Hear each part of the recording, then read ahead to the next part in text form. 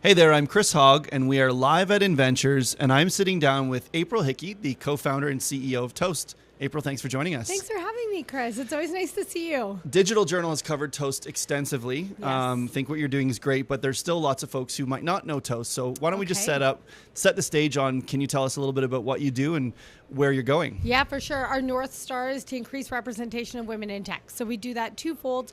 We have a community for women in tech where we support and uplift women, provide them with opportunities to career coaches, HR lawyers, upskilling workshop, community, you name it, so that they hopefully stay in tech.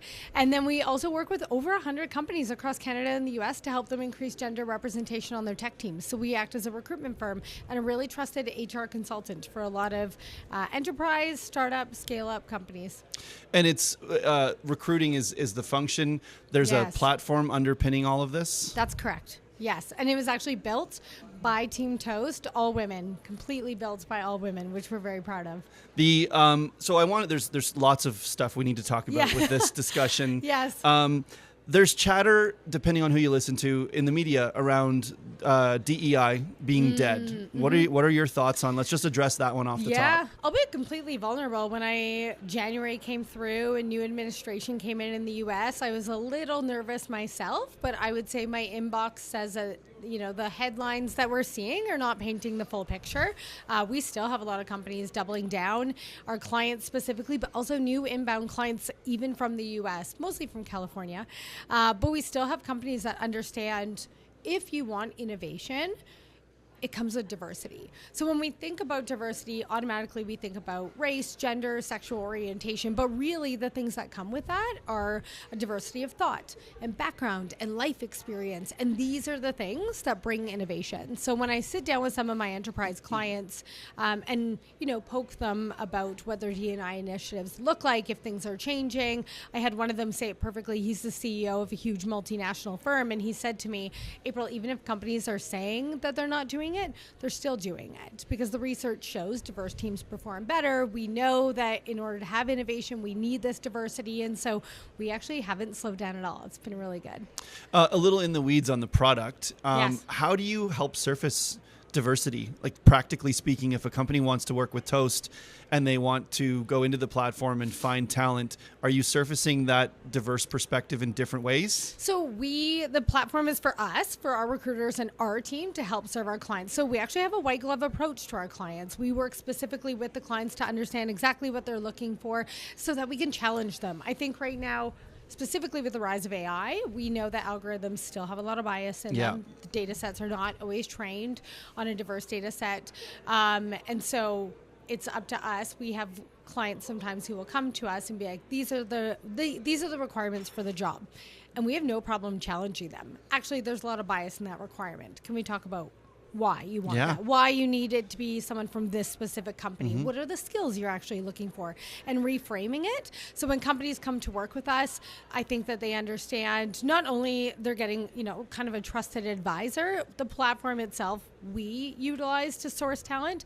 I will tell anyone listening to go to trytoast.ca if you are a woman looking for a job in tech, put your name into our candidate profile. It costs nothing. It takes 5 minutes to fill out a profile, but whenever a client comes to us and wants to hire, that's the first place that we go look. What kind of roles are you helping to fulfill? We have 32 roles open right now, which is wild. Oftentimes clients will come to us with roles that women wouldn't always apply to. However, when we launched, we thought we would go for very, very technical roles because that's where we saw a gap, my co-founder and I. However, we've been tagged in for a lot of tech adjacent roles as well. There's a huge gap of women in tech sales, which I didn't know before.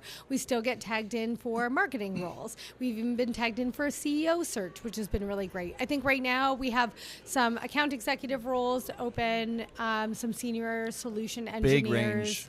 Yeah. A couple different ones. Big range. Yeah.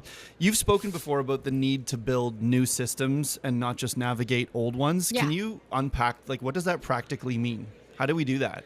By being very loud and boisterous, like I am.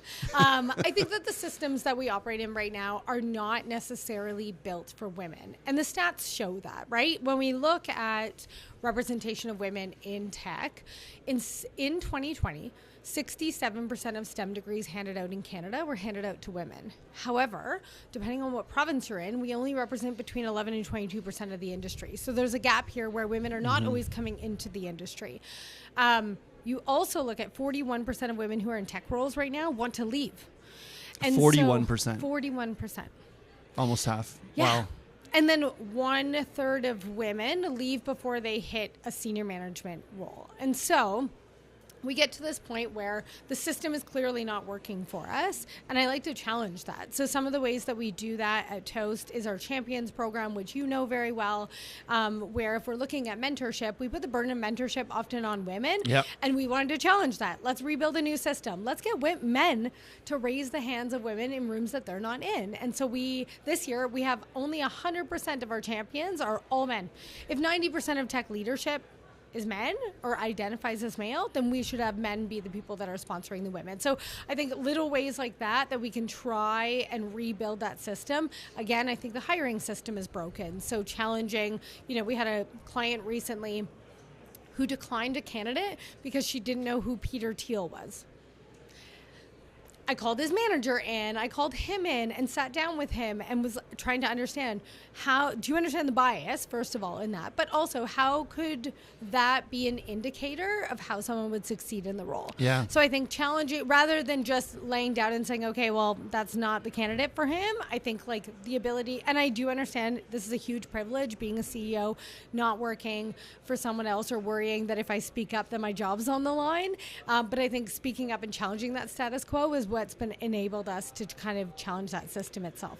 For the leaders, the men who are watching this, who want to support inclusion more meaningfully, especially those with positional power, what does real allyship look like? What do we need people like me to hear? Allyship should cost you something. It costs time, money, or social capital. If I could stand on a soapbox all day long, I would say that. So what does it take for you to say someone else's name in a room that they are not in? So I got my first job in tech because a sponsor of mine was in a room I would have never been in. It was a whole bunch of male leaders who were talking about building a new department at a firm that I was at, and they were talking about who could be the operations lead, and someone said, have you guys heard of April Hicke? She gets shit done. Sorry for saying the SH word on record. We've said worse. Yeah, I have said worse, I think. We have too. Oh, have you? Okay, good. And because he raised my hand for me in a room I wasn't in, I got my first job in tech. And so I think that's such a valuable way to sponsor a woman or anyone from an underrepresented group who may not be in that room.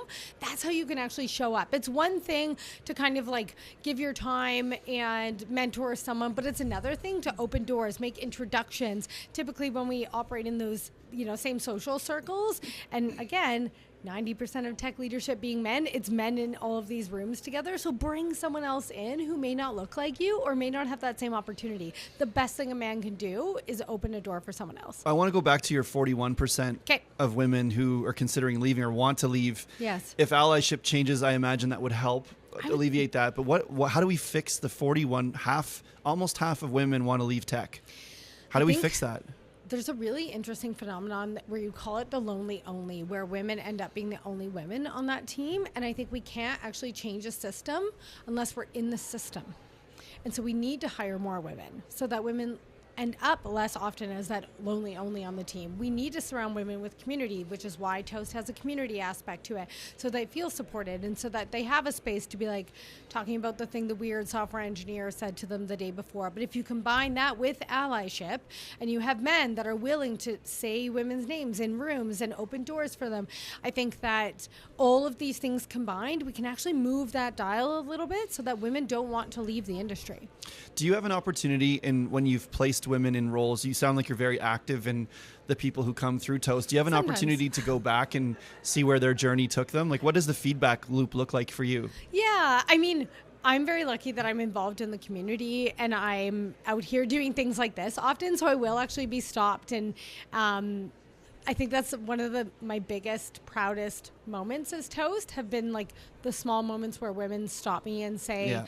you know, I had a conversation and you guys helped teach me how to negotiate my salary, and now I'm making $30,000 more. Or like, you know, I met this person for coffee who opened a door for me, and now I open this, and now I work in this role or whatever. And I seem to have these conversations a lot. So as much as, yes, placing women in roles and then following up with them has been great, but also the community of Toast itself. And I think that the movement that we've almost created and that type of feedback shows me that we're challenging the status quo and moving the dial.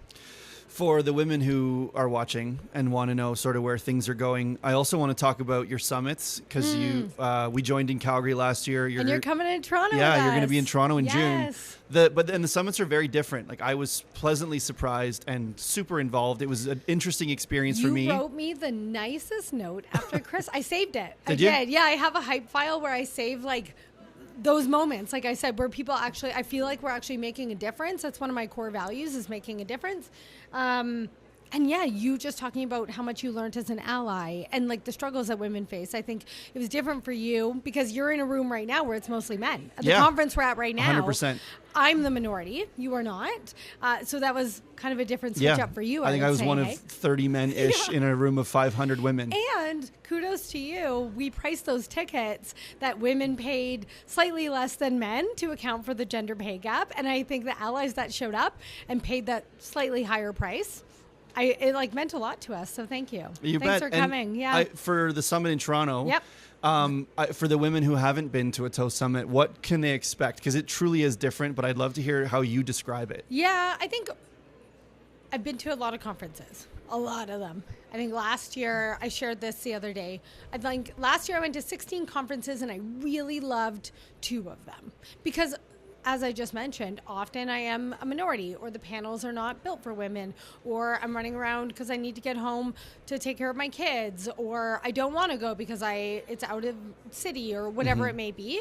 Also, I'm very neurodiverse, as you can see sitting here with me and how much I move and stim. So a couple of the things that we implemented, number 1, childcare. It's always included. There's 2 options.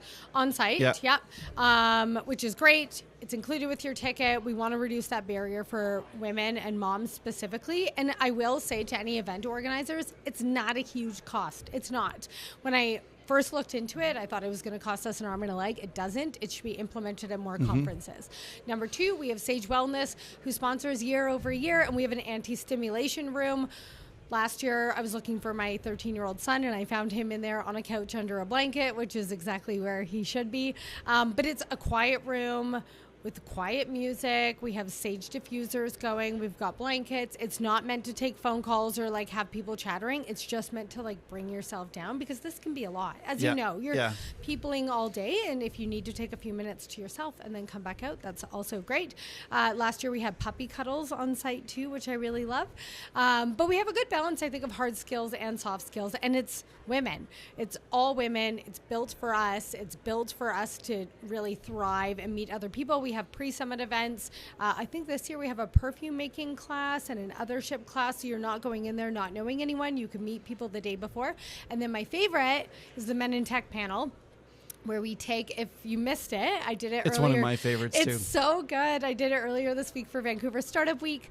And we take a bunch of men and in tech, and we put them on a panel, and we ask them questions that we have crowdsourced for women, stupid questions that women have been asked, like, what is your beauty routine? How do you balance work and life? Does your wife support your career? I always refer to them as little boss boys, and it's always a huge hit. It's really good. It definitely highlights the ridiculousness of the questions when they're reflected back. And the men always ask that. They're like, how do you want me to answer this? I'm like, I don't know. How would you answer it? Yeah.